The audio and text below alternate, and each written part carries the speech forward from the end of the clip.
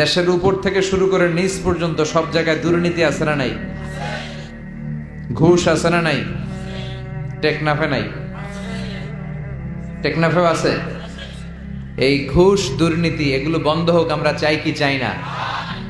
যদি বন্ধ করতে চাই তাহলে একটা কিতাবের দিকে ফিরে আসতে হবে। কিতাবটার নাম, এটার নাম আল কোরআন। এই কিতাব থেকে প্রেসক্রিপশন নিতে হবে। অসুস্থ হলে যেমনি আমরা এমবিবিএস ডক্টরের শরণাপন্ন হয়ে প্রেসক্রিপশন নেই, তেমনি এই খুনে ধরা সমাজটাকে ঠিক করতে হলে যে বই থেকে প্রেসক্রিপশন নিতে হবে সেই বইয়ের নাম কি? কোরআন। এই বই থেকে প্রেসক্রিপশন না নিলে আপনার সমাজ সুন্দর হবে না। এই বই থেকে প্রেসক্রিপশন না নিলে শুধু দুদক দুর্নীতি দমন কমিশন দিয়ে দুর্নীতি বন্ধ করা যাবে না। এই বই থেকে প্রেসক্রিপশন নিতে হবে। যতদিন এই বই থেকে আমরা প্রেসক্রিপশন না নেই, এই খুনে ধরা সমাজকে ঠিক করা যাবে না। সমাজের অসঙ্গতি, টেন্ডারবাজি, চাঁদাবাজি, হত্যা, গুম এগুলো বন্ধ করা যাবে না। চিৎকার করে বলেন ঠিক কিনা? যে ছেলেগুলো কোরআন পড়ে এই ছেলেগুলো বেয়াদব হয় না।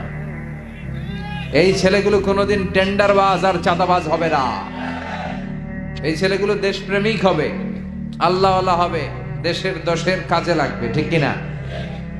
আর যদি কোরআন না পড়ে তাহলে দেশের 12টা বাজাবে, দুর্নীতি করে দেশটারে জাহান্নামের আড্ডাখানা বানাবে। সংসদে যে ইসলামকে গালি দিবে আর ইসলামের নাম দিবে মোল্লাতন্ত্র, চিল্লায় বলেন ঠিক কিনা? এজন্য কোরআনের সাথে সম্পর্ক বাড়ানোর দরকার। কোরআন আমাদেরকে শিক্ষিত হতে বলে, সভ্য হতে বলে, সিভিলাইজড হতে বলে। কোরআনের প্রথম কথা হচ্ছে পড়ো। কোরআনের প্রথম কথা কি? ইকরা বিসমি রাব্বিকাল্লাযী খালাক। Read in the name of your lord who has created. পড়ো তোমার প্রভুর নামে যিনি তোমায় তৈরি করেছেন। এজন্য কোরআন যারা পড়বে তারা হবে শিক্ষিত, ভদ্র, মার্জিত। কারণ this book is a problem solving methodology. এই বইটা সব ধরনের সমস্যার সমাধান করে দেয়। আমাদের জীবনে সমস্যা আছে না নাই? যখনই সমস্যায় পড়বেন যে বইটা খুলবেন বইটার নাম সমাধান আছে না নাই? সমাধান চাও যদি জীবনে মরণে ফিরে যাও, খুঁজে নাও চোখ রাখো কোরআনে। ঠিক কিনা? চোখ রাখবেন কই? না টিভির পর্দায়, জি বাংলার পর্দায়, স্টার জলসা, কিরণমালা? তাহলে কোরআনের সাথে আমাদের অ্যাটাচমেন্ট বাড়াতে হবে, সম্পর্ক বাড়াতে হবে। এই কিতাব এমন কিতাব, এই কিতাবের একটা অক্ষর বললে 10টা নেকি আমলনামায় দেয় কে? এই কিতাবের এক একটা আয়াত আপনি পড়বেন, আপনার জান্নাতের বিল্ডিং কে এক এক তলা লম্বা করে দিবে কে? এই কিতাব এমন কিতাব, এই কিতাব পড়লে সওয়াব, ধরলে সওয়াব, এই কিতাবের জন্য মরলেও সওয়াব। কথা বলেন?